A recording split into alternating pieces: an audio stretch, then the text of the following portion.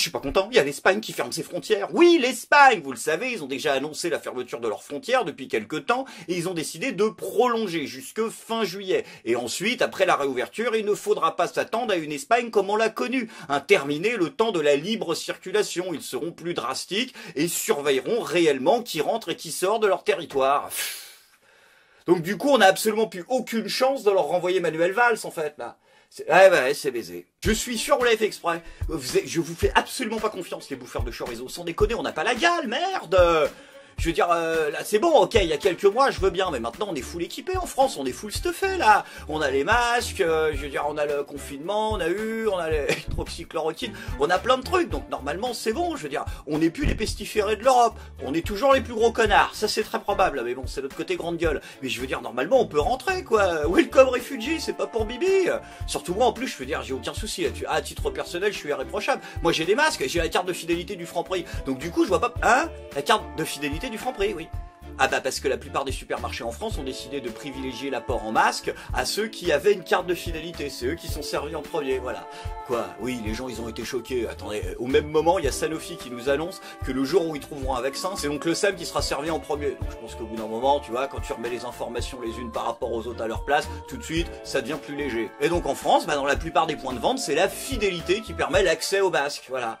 Donc ça veut dire que non seulement on va garder Manuel Valls, mais au vu de son parcours politique, il n'aura jamais droit à un masque, lui, putain! Après, attention, don't panique, comme disent les jeunes. Peut-être que Manuel Valls n'aura pas besoin d'un masque, tout simplement parce qu'il n'est peut-être pas contaminant, pour la simple et bonne raison que la majorité d'entre nous aujourd'hui ne sont plus contaminants. Non, le coronavirus, il est derrière nous. Bien sûr, on est entré en phase 2, il a dit Édouard Philippe. C'est la deuxième phase du déconfinement. Bon, en gros, il y a quasiment rien qui change. Un grand changement, par contre, tout de même, néanmoins, c'est la levée, c'est fini, l'interdiction de voyager à plus de 100 km de chez soi. Tu vois, j'ai tellement plus l'habitude maintenant que je dis voyager, ce qui n'a aucun sens. Et attends, par contre, du coup, peut-être que Manuel Valls, on pourra pas le virer hors de France, mais on pourrait peut-être le balader de région en région. Mais si on se partage le truc, une semaine par-ci, une semaine par-là, ça peut être supportable, non? Ah ben non, remarque, ça changera rien, parce que voyager de région en région, c'est déjà ce qu'il fait en ce moment dans l'espoir d'avoir une place au gouvernement. Autant pour moi. Donc, liberté de circuler, retrouvée, mais par contre tout seul. Ah non, pas en groupe. Les rassemblements resteront limités à 10 personnes. Ok, donc pas de rassemblement de plus de 10 personnes. Bah oui, mais par contre... Toutes les écoles seront ouvertes. Et donc les dernières communes qui n'ont pas encore ouvertes, ouvriront. Bah oui, voilà, c'est là où je comprends pas. Donc attends, j'essaie de mettre à plat parce que des fois la logique apparaît après. Donc mettre un prof dans une salle de maternelle entouré de 15 chiards qui passent leur journée à se gratter le cul, à se morver dessus, à postillonner à la gueule de tout le monde et à se passer des objets de bouche en bouche. Yeah. Par contre, manifester à 10 personnes contre la politique du gouvernement avec des masques, des gants et une distance de sécurité de plus de 2 mètres par personne. Ah d'ailleurs, en parlant de trucs qui sont pas bien, bah il y en a un autre aussi, l'hydroxychloroquine. Ça y est, le gouvernement a officiellement interdit la prescription de l'hydroxychloroquine pour les patients atteints du Covid-19. Voilà, donc c'est interdit, c'est terminé. À titre personnel, bon, j'ai toujours aucune expertise médicale là-dessus, puisque je n'y connais absolument que dalle. Par contre, ce que je constate, c'est l'étrangeté des arguments du gouvernement. Parce que si Beth Ndiaye, elle arrive, elle nous dit l'hydroxychloroquine, effectivement, des millions de gens y croient, mais ça ne marche pas et ça empire la situation. Bon, bah ça c'est la définition de la République en marche, ça, ce que tu viens de dire. Parce que c'est pour ça, en fait. Du coup, si on interdit l'hydroxychloroquine, faut interdire à l'REM? Bah non, bien sûr, ils vont pas interdire à l'REM, surtout qu'ils ont plein de choses à faire en ce moment, ce parti. Bah oui, il y a le second tour des élections municipales, la blague, putain! Avec Agnès Buzyn, la grosse buse. Alors Agnès Buzyn qui nous a expliqué dans un premier temps que jamais je n'ai accepté ce poste en pensant que les élections se tiendraient. C'était une mascarade, et je paierai devant la justice s'il le faut. Et en attendant, je ferai pénitence en soignant ceux et celles qui dans les hôpitaux souffrent, car je suis avant tout médecin. Sauf que le problème, c'est qu'une fois que la grosse buse, elle avait terminé son discours révolutionnaire qui ferait rougir d'envie le Che Guevara et qui l'enverra peut-être, Inch'Allah, en tôle, eh bien, il y a Philippe qui lui est tombé dessus, qui lui a dit hop, c'est bon là?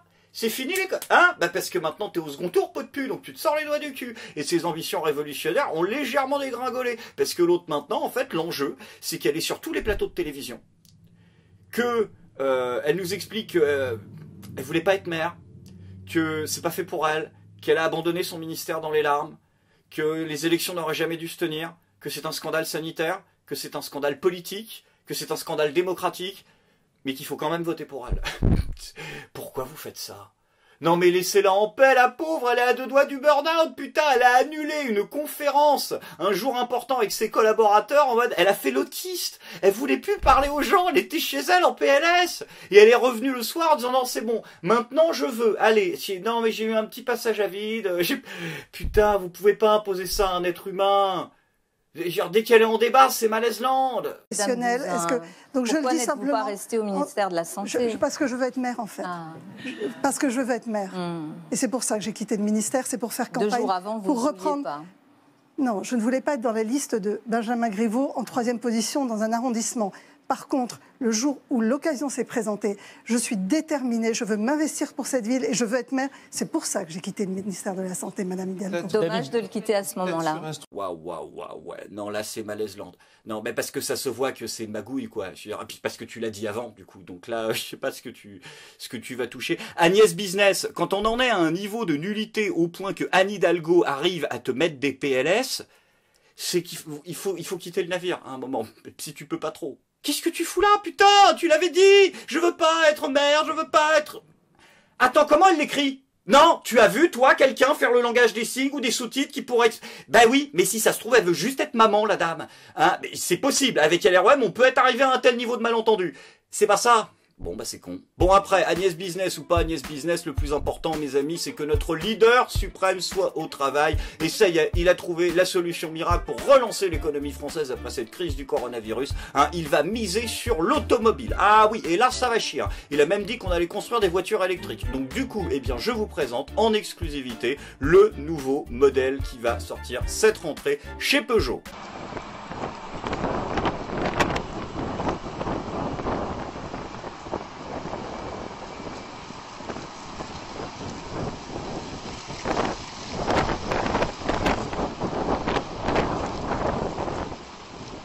Quoi? Si, c'est ça. Enfin, c'est pas ça exactement, j'ai pas accès au prototype, mais c'est plus ou moins vers un modèle comme ça qu'on se dirige. À mon avis, on va être...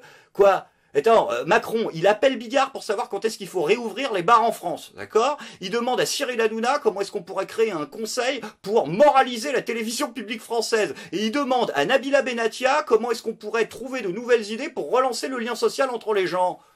À mon avis, il va demander à Raël de designer les prochaines bagnoles, hein. Ben, c'est la passion qui compte, la société civile. Non mais merde, vous pouvez pas nous laisser déconfiner un peu, surtout qu'on a d'autres choses à foutre, là. Hein, je veux dire, il y a des régimes à faire, les Français, en moyenne. On a pris 2 kilos, hein, pendant le confinement. Bon, en tout cas, moi, je les ai pas pris, donc en plus, il y a quelqu'un qui a dû en prendre 4. Donc là, je veux dire, attends, on pourra dire ce qu'on veut, mais Laetitia Avia, par contre, du coup, a vachement respecté les consignes de confinement, au moins. Ah d'ailleurs, en parlant de Laetitia Avia, ça va pas mieux. Voilà, c'est... Non, mais je tenais à le dire quand même, parce que même s'il y a rien de nouveau, j'aime bien insister un petit peu, ça me fait plaisir. Ah si, par contre, il y a quand même un truc de nouveau, c'est que bien évidemment, maintenant, elle est défendue. Oui, elle a été défendue par tout le monde, hein, à commencer par François de Rugy, François de Rugy, le mec qui avait eu des problèmes de homard, voilà, bah il a arrêté les homards, maintenant il s'est mis au thon. Et donc, François de Rugy, eh ben il a dit, oui, Laetitia c'est une femme comme ça, avec plein de mordants, enfin, de mordants.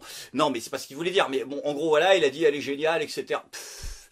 Ça va pas suffire, Letty. Je pense que là, si c'est de Rugy le Joker pour l'opération communication, ça va pas aller. Non, je veux dire là, à moins d'une intervention divine, aka une intervention de Marlène Schiappa, je vois pas. Je pense que ce sera une personnalité politique qui va compter. Pas seulement pour sa personnalité, pas seulement pour son charisme, pas seulement pour son talent, parce que ça c'est des choses innées, on peut pas l'en féliciter, mais on peut les constater, voilà. Franchement putain de fan, le monde est en PLS de rire. Putain voilà, JPP sa mère. Ouais, merci ma gueule pour cette grosse marque de rire. Ah ouais! Donc en fait, toi, ton boulot, c'est de défendre tous les pots de pu de la République en marche, en fait. C'est-à-dire que Marlène, ils lui ont fait tourner des petites vidéos depuis 2017 sur absolument toutes les crapules, hein, du futur éventuel gouvernement ou de l'actuel gouvernement ou des députés. Et puis dès qu'il y en a un qui se fait pincer les doigts dans la merde, et ben hop, ils ressortent la petite vidéo de Marlène Schiappa qui va bien et tous les bots LREM, ils la font circuler sur les réseaux sociaux. Mais c'est volontaire comme tâche ou pas? Non, parce que personne ne peut accepter un boulot aussi ingrat. Donc je veux dire, t'es payé, ok, mais il y a pas que ça, Marlène. t'as fait une DSK, t'as fait une connerie, tu peux nous le dire, hein. J'ai appris à connaître sa manière de faire passer ses valeurs, c'est-à-dire qu'elle est jamais condescendante, elle est jamais donneuse de leçons, mais elle vous invite toujours à vous remettre en question, en vous posant des questions. Par exemple... Pourquoi t'es chinois et t'es nul en informatique? Ah si, ça c'est un exemple de question qu'elle posait à ses collaborateurs. Pour celles et ceux qui la connaissent ici, vous savez que quand Laetitia commence par faire... ça veut dire qu'elle va dire quelque chose de très important. Non, en général quand elle fait ça, en fait c'est quand elle cheap, parce que... tiens, à la fin elle va te croquer. Qu'elle est en train de chercher comment elle va vous dire qu'elle n'est pas d'accord avec vous, et qu'au final vous serez de toute façon d'accord avec elle. Donc l'inverse de la démocratie, quoi. C'est ça que c'est ça ses méthodes. Si elle arrive, elle te dit un truc, t'es pas d'accord avec moi? Bah, t'es d'accord quand même. D'accord, mais c'est bien. Tu sais ce que tu racontes ou comme d'habitude non. Laetitia l'a dit, elle a eu tout un cheminement avant de porter sa candidature à la députation. Elle a eu un cheminement intellectuel très fort que beaucoup n'ont pas, qui était de se dire qu'est-ce que c'est qu'un député, une députée, qu'est-ce que je suis et comment ce que je suis peut aller avec ce que c'est qu'un ou une députée. Et elle a fini par se dire oui, ce que je suis, eh ben, ça peut être compatible, je peux être une députée. Ah ça, je veux bien te croire. Bah, que dans un premier temps, elle s'est posé des questions, effectivement, puis qu'elle a rapidement constaté que ses valeurs et ses méthodes étaient totalement compatibles avec le niveau de moralité moyenne qu'on rencontre au sein de l'Assemblée nationale. Effectivement. Moi, j'ai envie que des petites filles puissent se dire une députée, eh ben, c'est Laetitia Avia, et j'ai envie que des petites filles de tous les quartiers, de toutes les couleurs de peau, de toutes les origines sociales, de toutes les origines géographiques, puissent se projeter dans le fait d'être parlementaire et puissent se dire, eh ben, en France, moi, quand je serai grande, je serai Laetitia Avia. Oh, El Famoso Petite Fille, la classique de Marlène Schiappa, elle nous refait le coup de Sibeth. Attention, hein, parce que regarde, les petites filles, déjà, elles voulaient être Sibeth Ndiaye, elles veulent être Laetitia Avia. Maintenant, ça va faire beaucoup de poupées à collectionner dans la chambre, surtout que celle de Laetitia, elle prend de la place. Donc, non, merde, alors, c'est pas bien de nous faire ce coup-là, Marlène. Je ne pense pas que les petites filles rêvent plus tard d'être le cosplay de Shrek en version obèse, homophobe et raciste. Non, je ne crois pas. D'ailleurs, si elle était aussi extraordinaire que ça, j'aimerais savoir pourquoi elle fait modifier sa fiche Wikipédia. Voilà, hein, si elle était si bien, il n'y aurait pas besoin d'y retoucher. Eh ben non, elle passe derrière pour réparer. Mais ça maintenant, les amis, ce ne sera bientôt plus possible et c'est un peu la bonne nouvelle du jour. Avant la bonne nouvelle du jour, je vais vous parler aujourd'hui d'une initiative que j'ai soutenue et partagée sur les réseaux sociaux. Et non, ce n'est pas League Shadow Legend, détends-toi 2 minutes. C'est l'Assemblée sur Wikipédia, une initiative qui a été montée par des anonymes qui ont décidé d'enregistrer en fait eh bien, toutes les modifications apportées à Wikipédia depuis l'adresse IP de l'Assemblée nationale. Oui, parce que tous les ministres et les députés envoient en fait des cabinets comme ça, bosser, pour aller faire du forcing sur Wikipédia et enlever des trucs qui dérangent. Par exemple, Marie Verdier-Jouclas, on sait que tac, à telle heure précise, et ben boum, elle a tenté de modifier sa fiche Wikipédia pour y faire retirer que oh là là, j'avais complètement oublié que j'avais voté contre l'interdiction du glyphosate. Et voilà, et ça a disparu, c'est merveilleux. Et donc je vous invite tous à vous rendre sur la page Twitter de l'Assemblée de Wikipédia qui a été créée encore une fois le 18 mai et dont l'actualité est très probablement florissante. On va vérifier ça, tiens, 22 mai. Ah oui, il passe pas souvent. Ce compte va cesser son activité. Merci à tous les Wikipédiens pour leur travail et leur gentillesse, ainsi qu'aux médias qui ont relayé ce projet. 4 jours. Vous avez fait sauter ce truc en 4 jours. Ah, vous aviez un peu les pétoches, d'accord. Vous pouvez pas attendre un peu plus? Non, parce que ça se voit, sinon, que c'est une mafia. Ah tiens, d'ailleurs, puisqu'on en a parlé de mafieux, Castaner, comment il va? Il y a quelque chose cette semaine où il va bien? Très bien, bah, c'est bien, alors comme ça, bah, Castaner va bien, visiblement. On n'entend plus parler de lui, depuis la fin des Gilets jaunes, tout ça, là, ça pas de... Si, là, il a pris des mesures pour le déconfinement, hein, d'accord. Il a fait interdire l'alcool sur les quais de Seine. Ouais, bah, si tu veux, hein, c'est pas... Putain, Castaner a fait interdire l'alcool?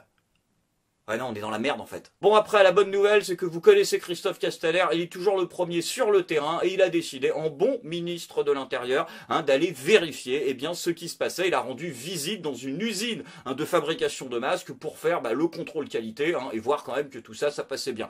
Bon alors, bien sûr, vous avez comme d'habitude les images de l'AFP qui ont couvert l'événement. Vous êtes chiants, sans déconner. Non mais après vous vous plaignez que les Français ils trouvent pas les politiciens sympathiques. Vous avez vu ces images que vous nous donnez là? Le mec il a l'air tout sérieux, on dirait un Gauleiter, c'est pas beau, sérieux. Pourquoi vous nous montrez pas les moments où ils sont proches des citoyens? Je veux dire, pourquoi vous ne montrez pas dans votre reportage, par exemple, le moment où Christophe Castaner, il est allé, faire une photo de groupe avec les employés pour parler avec eux. Ça c'est joli. Alors par contre il y a 2 petits soucis, Castaner. Ah, alors c'est pas très compliqué, c'est les mêmes que les autres. La distance de sécurité. Voilà, je pense que c'est plus la distance de sécurité réglementaire que t'as avec les nanas au Macumba. Hein. T'es au courant que ça a changé. Voilà. Bon, bref. Et deuxièmement, bah voilà, ton masque, quoi, tu le mets pas. Pourquoi on dirait que t'as pas envie de le porter, ton masque. Qu'est-ce qui se passe? T'as pas de stock ou?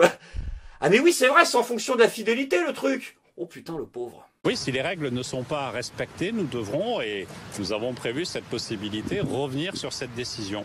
Nous n'hésiterons pas à le faire si les comportements faisaient prendre des risques ici à l'ensemble de la population. Parce que c'est le comportement de quelques-uns qui mettrait en risque l'ensemble de la population.